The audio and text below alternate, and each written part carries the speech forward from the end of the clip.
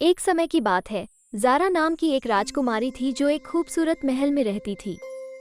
उसके पास वह सब कुछ था जो वह कभी चाहती थी, केवल एक चीज को छोड़कर। वो प्रसिद्ध डायमंड आम का स्वाद लेना चाहती थी, एक ऐसा फल जो इतना दुर्लभ और कीमती था कि केवल पड़ोसी राज्य के राजा के पास ही था। कहा जाता है कि हीरा आम दुनिया का सबसे स्वादिष्ट फल है। इसका गूदा मीठा और रसदार होता है जो रत्न की तरह चमकता है। ये भी कहा गया था कि जो कोई भी इसे खाता है उसकी इच्छा पूरी हो जाती है।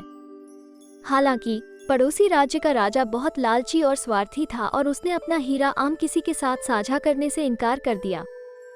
एक दिन ज़ारा ने अपने महल से बाहर निकलने और हीरे वाले आम को खोजने के साहसिक कार्य पर जाने का फैसला किया। उसने खुद को एक किसान लड़की के रूप में प्रच्छन्न किया और अस्तबल से एक घोड़ा ले लिया। वो सीमा पार करके जंगल में चली गई, जहां उसे राजा का बगीचा मिलने की आशा थी। उसने घंटों तक खोजा, लेकिन उसे हीरे वाले आम का कोई निशान नहीं मिला। वो हार मानने ही वाली थी कि तभी उसे एक आवाज सुनाई दी।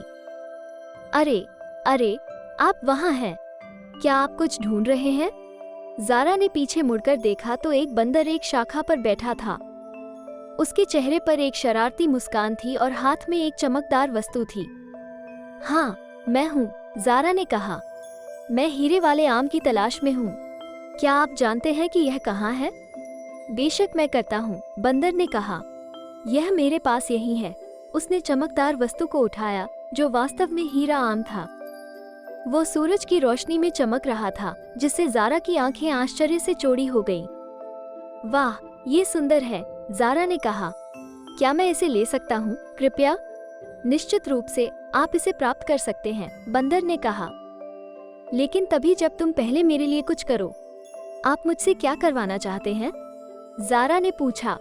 बंदर ने कहा, मैं चाहता हूँ कि तुम मेरे दोस्त बनो। मैं यहाँ जंगल में बहुत अकेला हूँ। कोई भी मुझसे बात नहीं करता या मेरे साथ नहीं खेलता। क्या तुम मेरी दोस्त बनोगी? ज़ारा ने एक पल सोचा। उसे बंदर पर दया आ गई, जो हानिरहित और मिलनसार लग रहा था। वो वास्तव में हीरा आम भी चाहती थी। उसने बंदर के अनुरोध को मानने का फैसला किया। ठीक है, मैं तुम्हारी दोस्त बनूंगी, ज़ारा ने कहा। लेकिन सिर्फ आज के लिए।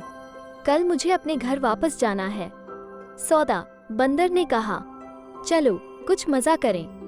बंदर पेड़ से नीचे कूद गया और ज़ारा को एक साफ जगह पर ले गया, जहां उसने उसे सिखाया कि कैसे बेलों से झूलना है, पेड़ों पर चढ़ना है और अजीब आवाजें निकालनी हैं।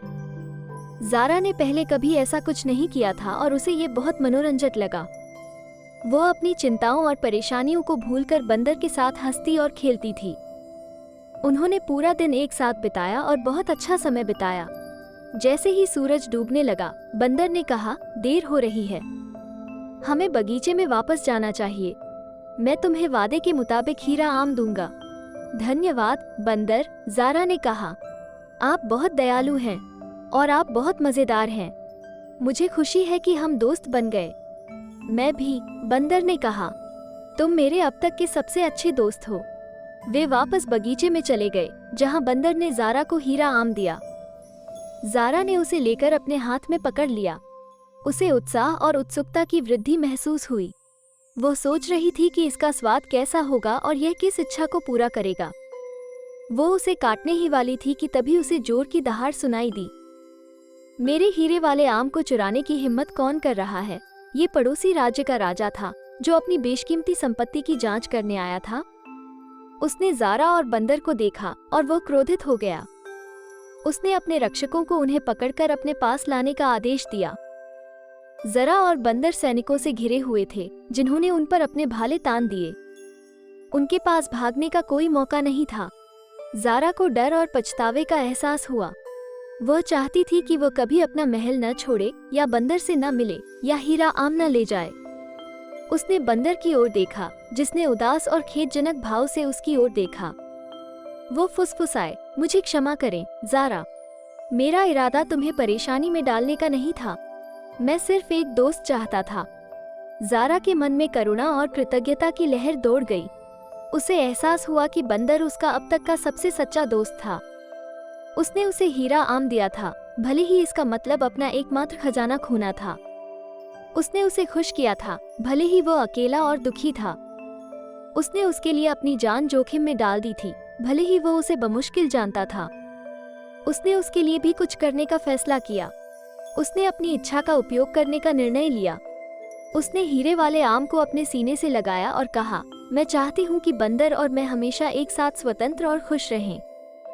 जैसे ही उसने ऐसा कहा, हीरा आम चमक उठा और फिर गायब हो गया। हवा का एक झोंका आया और ज़ारा और बंदर को एक अजीब सा एहसास हुआ। उन्होंने एक दूसरे को देखा और हौंफने लगे। वे पक्षियों में बदल गए थे। उनके पंख उगाए थे और वे हल्का और आज़ाद महसूस करते थे।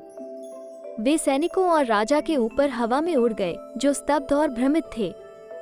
वे अपने चेहरे पर हवा और सूरज को महसूस करते हुए आकाश में उड़ गए। वे अपने दिलों में खुशी और प्यार महसूस करते हुए गाते और चहकते थे। वे एक नए और बेहतर जीवन की ओर उड़ गए। उन्होंने कभी पीछे मुड़कर नहीं देखा। वे हमेशा के लिए एक साथ स्वतंत्र और खुश थे। और भी मजेदार कहानियाँ देखने के लिए सब्सक्राइब करें सैदी कॉमिक्स को और बेल की आइकॉन को दबाव ताकि तमाम कहानी तक सबसे पहले आप पहुँच सको।